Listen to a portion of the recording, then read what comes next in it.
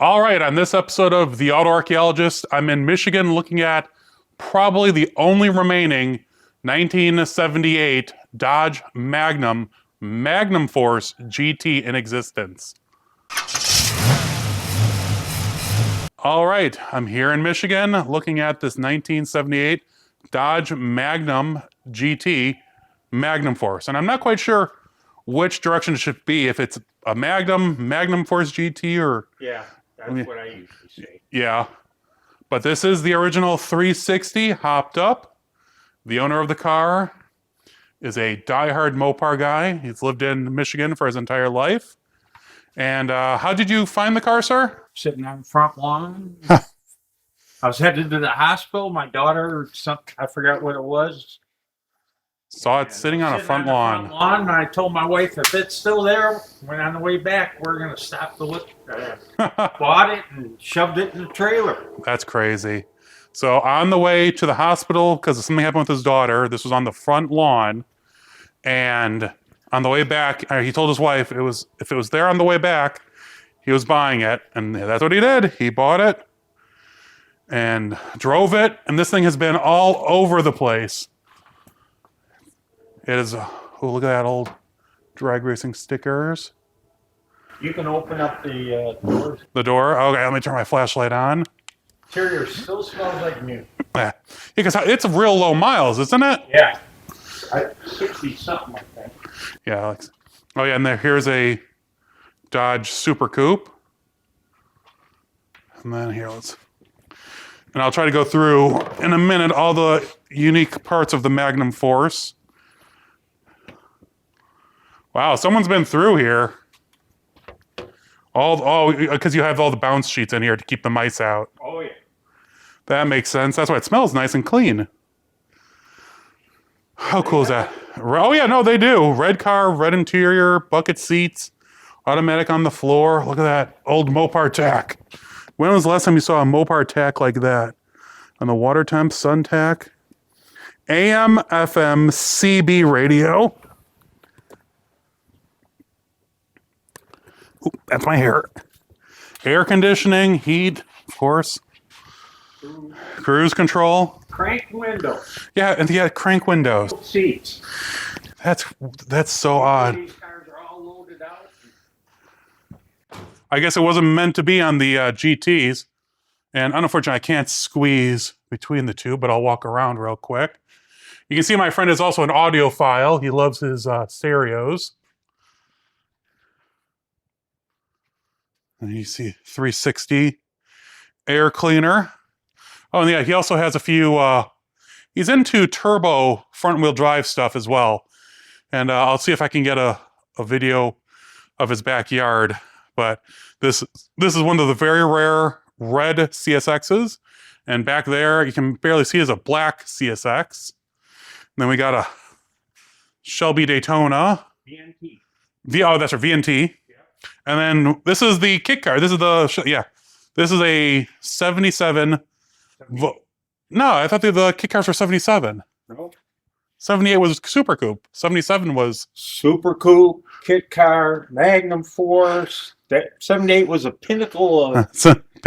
I can lift the cover. No, you're fine. Don't worry about it. I got Buddy's autograph on the dash. Yeah.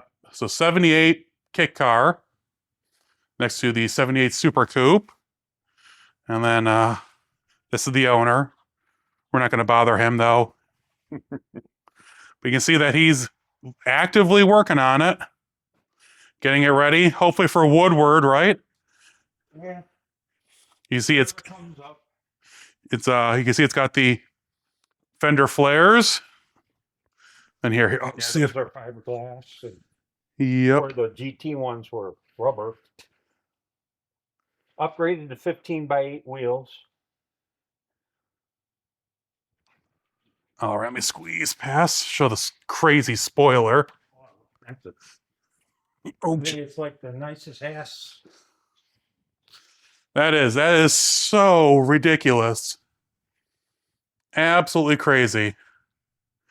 And it's so unique. Just the whole thing with the center and all that. It's a beautiful, beautiful piece. Yeah, they did a really nice job on Are the bumpers the black? Are they black originally? Yeah. Really, I didn't know that. Like urethane.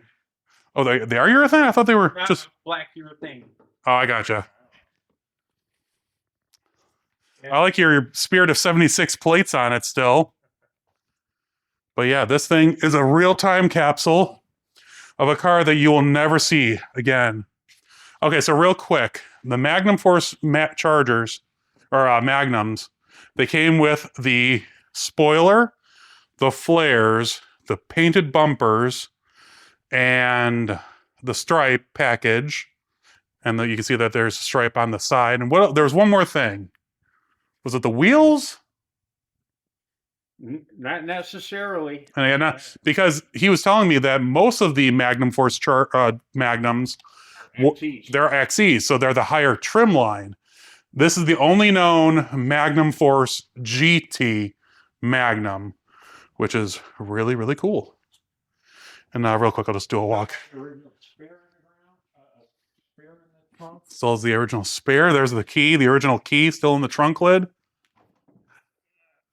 Yeah, there's the original spare and all the spare parts that came with it. Very cool. That's awesome. And here, we'll just do a quick walkthrough. Super Coupe. I'll get that door open. No, don't worry about it. We're not going any further than over here. Yeah, a little red interior bucket seat console. Oh, I didn't notice. Yeah. Yeah, red interior car. That is cool how they did the anodized whatever on these. All right, can you see in the light? Yeah, it's not black. It's like purple. Purple, yeah. That's weird. I love Super Coupes. Oh, and here you got a Ross Barracuda muscle bike. Oh, and a Schwinn 3-speed? Oh, no, it's a Renegade 3-speed. Yeah. I mean the banana seat bikes. You know, Bob Ashton is too. He's got 150 of them or something like that?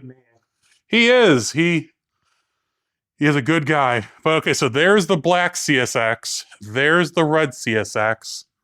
There's the Plymouth Volare street kit car.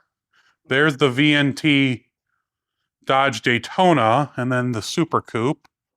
Oh, it's even a Volare Super Coupe. I thought it was an Aspen Super Coupe first. There's a I see a trend going.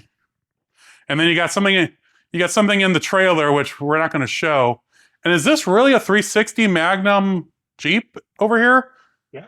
Oh yeah, these are very rare. This is Grand Cherokee with the Classic, they had the only ones that had the 360 Magnum in them. That is neat. I think that's brand new. I got that out of Chattanooga, Tennessee. I love Chattanooga. Original owner, check. See, you're able to slide through. I can't do that. I don't know. There ain't much to look at, but it's clean. Well, that's what I'm saying. I mean, these things are very hard to come by. Ooh, I like your Wilton Vice over there. Yeah, that was mine from work back in the day. I love Wiltons. I'm a big Wilton. I was at Kevin's down in Detroit, and he's a huge 150-pound Wilton, and he's got a whole bunch of little ones. Yeah, that was mine. I worked my tool back in the day. Yeah. But here, this is out back behind the barn. Whole bunch of really awesome Shelby Chargers and VNT Daytonas. And that's an IROC 5-speed in the middle. IROC 5-speed over there. And there's even a limo over there. You can see, I think it's the LeBaron limo or something. That's Imperial. Oh, Imperial, sorry. I got 2 K-car limos in the old barn. That's what it was, okay. There's a Dakota convertible over there. And a few LeBarons. But you can see this guy is and is that a GLH Shelby Omni? Yep, that was my first turbo car. Really? Yeah, got the red badges. Heck yeah, man. It's actually not that bad. I mean, you got the growth here, but it's under. I mean, I'm not going to go over there. I know, it's in the dirt, so anything back there I doubt is going to be very good. Well, you never know. There's people that are passionate about these cars that I know my friend would love to have that Dakota convertible. Very cool, though. I'd like it to go to a good home, but it'd take forever to get it out of there. Hold on. Okay, I didn't know this was back here. What? This one? Oh, the orange one? Oh, the boat. That's a chart. I'll see if I can get it on the other side. I'll go on over there. But this right here is a Dodge kit car. He has the Plymouth on the inside, but obviously he doesn't like Dodge, so he leaves the Dodge kit car out back in the weeds. No, I'm just kidding. He just got this and keeps it out here because he doesn't need it right now. But also, it's missing the rear end, you know. Going in this. That's in the Plymouth. Gotcha. It was 8 3/4 with 355 gears. Oh, geez. It had an 8 3/4 with 355 gears. 8 3/4. You bought it for parts. That's always how it goes. That's pretty cool. Unfortunate, but it's still got the fender flares on the front. Oh, there's sticky bushes. All right, let me see if I can get around. I'm going around the other side to check out the boat. Okay. Here's a Chrysler Charger 212 or 112. Oh, look at the little tug. But how often do you see a Chrysler boat like this?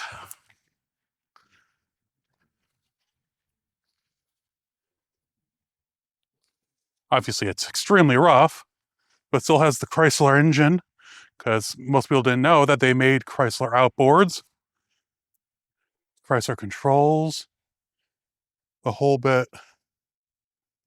And I know Chrysler did jet boats also, and that looks like to be one of them. Stinger? In the flat one? In the Stinger? Oh, in the tug. Oh, it's a flathead, Chrysler Flathead 6 in the tug. And the Stinger, that was powered by a Chrysler too, also, isn't it? Oh, 455 olds. Gotcha. Gotcha. I think it was good trade. It was. That is cool. All right. All right, and here's another Dodge product you probably have never seen before because I only made a handful. This is a Dodge Dreamer. Van front with like a fifth wheel back with a little sleeper. I know there was one of these a long time ago in, look at the alligator. That's funny. Ooh, can you go? There we go. There was one of these on Count's Customs a long time ago that they redid. But this is only the second one I've ever seen in person, which is pretty darn cool. And then over there used to be a barn here, but this property actually got hit by a tornado. When did the tornado hit, Mike? 76. 76. Really? No, it had to have been... No, I'm sorry. 2006. 2006, a tornado actually hit this property and knocked the barn down on top of those cars. And they've been stuck since. But now that I've kicked him in the butt, he's going to clean it all up and get them running, right? But I got, what, a couple of Shelby Lancers in there. yeah, they're Shelby. You got a GT. BNT LeBaron. Yeah, I see the GT LeBarons in there, and that's where the. Those are BNT. Oh, they're BNTs. BNTs, like yeah, the 100 made. Wow. And over. Came with Get Rag 5 speeds. And over there is Magnum, the Magnum. K-car limos. Well, that's pretty cool. Very cool. So, yeah, this was fun to hang out with my friend Mike and check out all of his cool cars, including his Magnum Force. Let me know what you think, and I'll see you guys next time. The Magnum Force Magnums start with a CarCraft project car called the Magnum Force. It was made to spiffy up the not selling great Dodge Magnum. So it was a pretty good success. So much so that Dodge decided to make a version of it. And it was basically a bolt-on kit that was sold. I'm not exactly sure. I don't know if it was over the counter or sold through dealerships. There's no real documentation other than one piece The cool thing is, though, I know one of the gentlemen that helped design the Magnum, and I'll get more information here in the future. To our knowledge, the original Carcraft Magnum Force Magnum might be in Indianapolis. Some information says it was destroyed. No real clear information is available. And this Magnum that my friend Mike has is the only known remaining complete example. There's a gentleman named Bill in Michigan that has another Magnum that has parts from one that he found in the junkyard. But I've never in any of my research found another Magnum Force Magnum in existence. So, what do you think? Rare? Desirable? It's pretty cool. I hope he gets it out here soon. Hey, automotive adventurers. I hope you enjoyed that video from my friend's place with the Magnum Force Dodge Magnum. How neat is such a time capsule? 99% of the freaking world does not even know that this exists.